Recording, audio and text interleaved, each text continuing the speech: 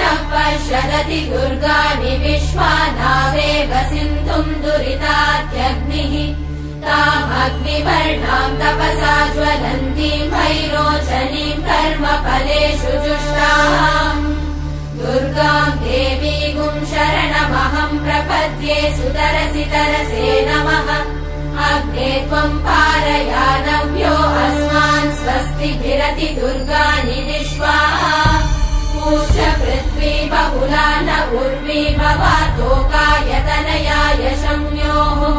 विश्वानि नो दुर्गः जातवेदः सिन्धुन्न नावा दुरितातिवर्षि